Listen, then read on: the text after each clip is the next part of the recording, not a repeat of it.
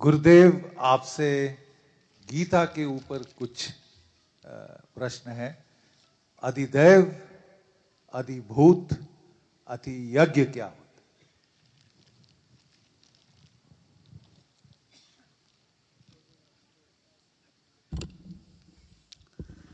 है?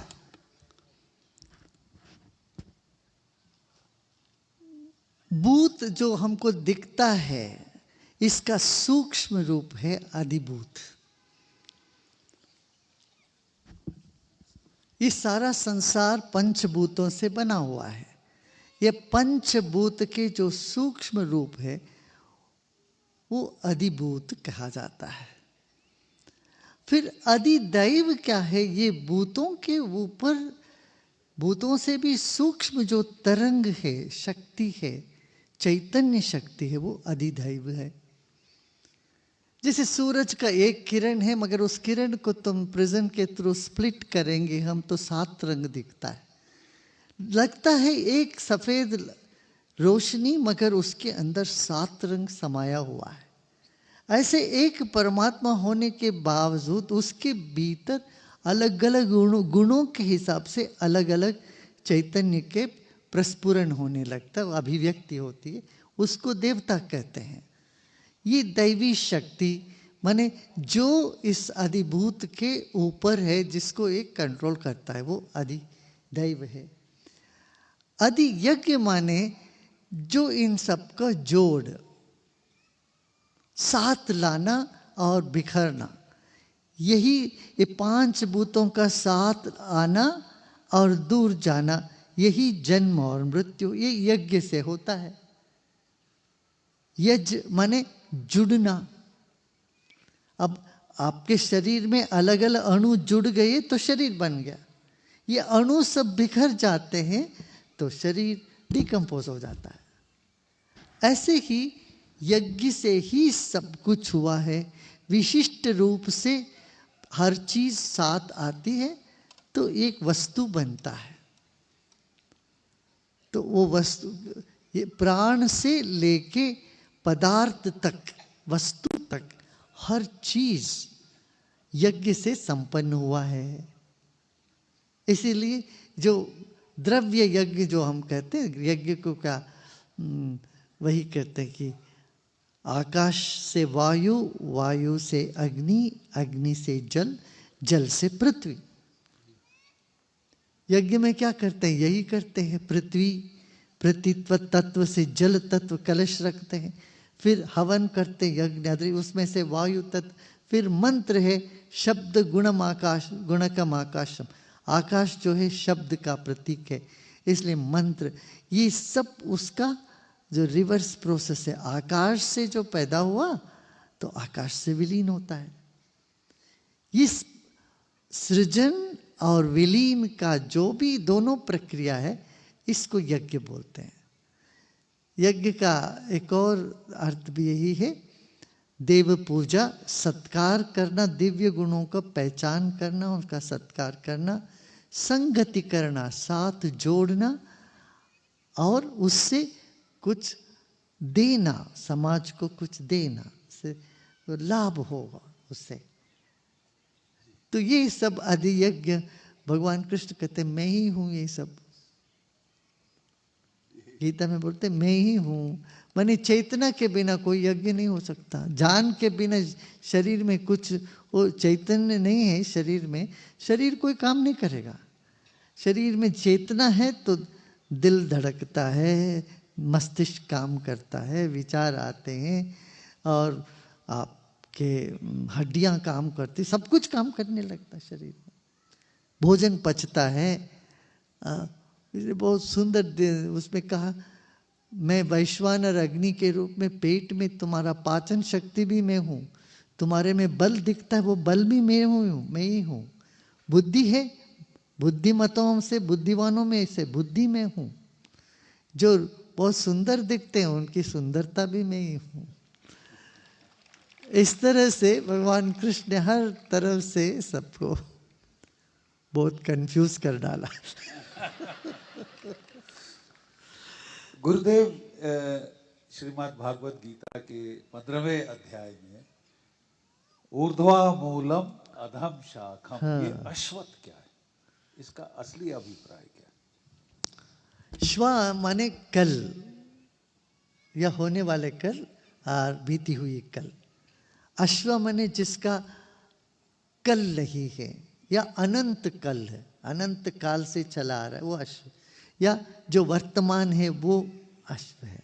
अश्वत्थ ऊर्ध्व मूल में, इसका मूल ऊपर है, उसका जड़ नीचे है। क्या है वो? कर्म है। हमारा जब एक शिशु पैदा होता है, पहले जीव उसमें आता है। जीव आने के बाद गर्भ में बॉडी डेवलप होने लगता है। ऐसा नहीं कि पहले बॉडी डेवलप हो गया फिर जीव उसमें घुस गया। एक बीज में जीव है, इसीलिए बीज फूट करके अंकुर फूटता है, फिर अंकुर बड़ा होकर के वृक्ष बनता है। हम ये सोचें कि पहले वृक्ष बन गया उसके ऊपर जीव आ गया, नहीं। मूल क्या है? ऊपर है, माने चैतन्य। और मूल से ही इसकी शाखा यहां सब फैली है। ऊर्ध्व मूलम अधः शाखा अश्वत्थम प्राहुरव्ययम।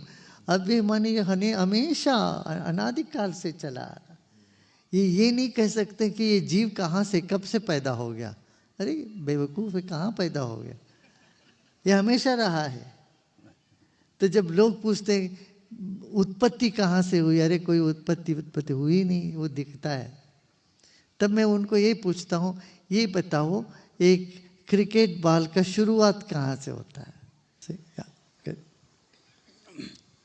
Jai Gurudev. My name is Yudhishthir Narayan. I'm from Bangalore. I'm an entrepreneur from here. So Guruji, even when we have everything in life, looks, money, fame and success, many of us still feel empty inside and not truly happy. Why does this happen, and what is one inner change we need to make to feel real fulfillment? Now tell me, you are here for the last 2 days? Yes, Guruji. Yes. How do you feel now? I feel better. I feel spiritually enlightened. That's it. Thank you, Guruji. That's it.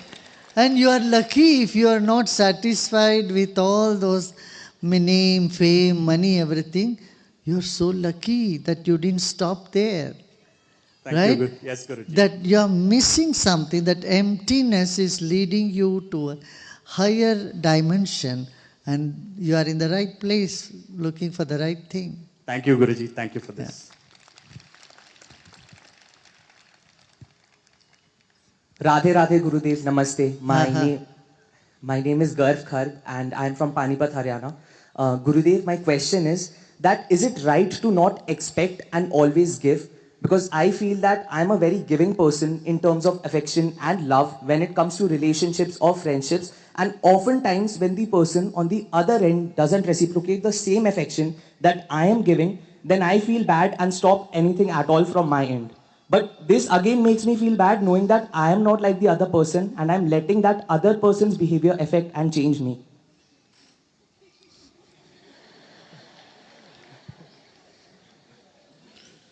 Yeah, it's a case of, losing one's heart and not getting the exact same thing from the other side, right? Yes. Oh. Well, I am not very experienced to give you advice on this. But anyway, let me see. Know one thing. See, someone doesn't love you, the loss is theirs. Just remember that. You are such a good-hearted person. If they don't want you in their life, who is at loss? Themselves. Yeah. Oh, Abhagi, wish them good luck next time for that.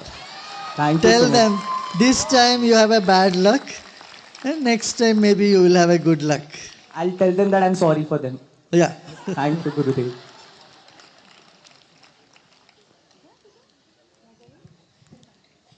जय श्री राम गुरुजी।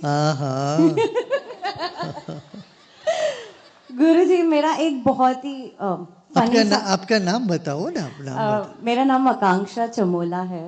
मैं मुंबई से हूँ। मैं भी एक actress हूँ। अच्छा। End of late मेरे इंडस्ट्री में ऐसा हो रहा है कि हम कुछ भी करते हैं तो बहुत ज़्यादा जजमेंट पब्लिक हमारे ऊपर पास कर देती है। और मेरा I think I am guilty of being too happy, too bubbly. And आपके प्रोग्राम में आप यही बोलते हो कि यार आप हमेशा हंसते रहो, आप हमेशा मस्ती में रहो, आप हमेशा खिलखिलाते रहो। बट जब मैं ये करती हूँ तो लोग अभी उस पर मतलब ऑफेंड होने लग गए। लोगों को ऐसा लगता है यार ये इतनी खुश क्यों है, ये नाचती क्यों रहती है, ये हमेशा एंजॉय क्यों करती है। तो मुझे समझ नहीं आ रहा है क्या दुखी रहना ही अभी मतलब ट्रेंड हो गया है क्या ज़माने में? मतलब क्या मुझे हर जगह जाके थोड़ा सा सीरियस और मैच्योर्ड बिहेव करना चाहिए ताकि लोग मुझे एक्सेप्ट करें? सुनो, वो एक्सेप्ट करे ना करे तुम्हें क्या फर्क पड़ गया? मुझे तो वैसे भी नहीं फर्क पड़ फर्क रहा पड़ है। रहा है ना, तो अपना मस्ती में रहो ना फिर, और क्या। वो गाना है ना, कुछ तो लोग कहेंगे, लोगों का काम है कहना। अरे छोड़ो। गुरुजी बस यही सुनना था मुझे आपसे। देखो, फिर भी मैं एक और बात बताऊं आपको। जी। फिर भी देखो, कई बार हमारी खुशी लोग समझ नहीं पाते हैं, तो फिर हमें क्या करना चाहिए? थोड़ा सा कंट्रोल्ड वे में उनको दिखाना चाहिए, पूरा दिखाने की ज़रूरत नहीं है। आपको एक कहानी आपने सुना ना, गंगा जी माने गंगा नॉलेज। गंगा क्या है? गंगा का सिंबल क्या है? ज्ञान, ज्ञान है। यमुना प्रेम हो तो गंगा ज्ञान है। तो जब गंगा उतरी धरती पर, लोग उसको संभाल नहीं पाते, पूरा इतना गंगा उतर जाए, इतना ज्ञान। तो शिव जी ने क्या किया, अपना जटा में बांध के थोड़ा सा एक हल्का सा धारा छोड़ी है। ये कहानी सुनिए ना, जटा से थोड़ी सी धारा छोड़ी, बाकी तो अंदर रख ली। ऐसे तुम जहाँ पर जितने लोग समझते हैं उस हिसाब से थोड़ा सा दिखाओ, बाकी सब थोड़ा अपने में बनाए रखो।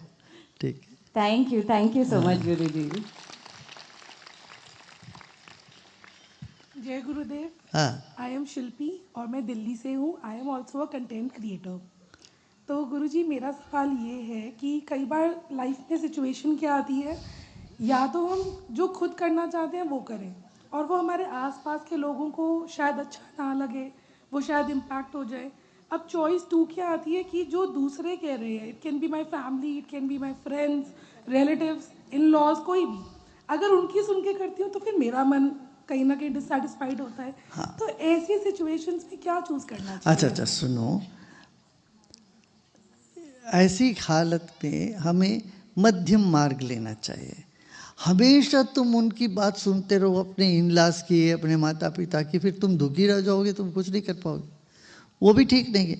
मगर ये भी सोचे जो मैं चाहता हूँ वही मैं करती रहूँगी, किसी की बात बिल्कुल भी नहीं मानूँ, वो भी नहीं ठीक है। इसलिए इसमें हमेशा हर संबंध में क्या होता है, गिव एंड टेक होता है। 2 बार उनकी बात सुन ली तो एक बार अपनी बात में अड़े रहे, तब वो भी मान जाएंगे, है ना। तो इस तरह से देखो, एक साज से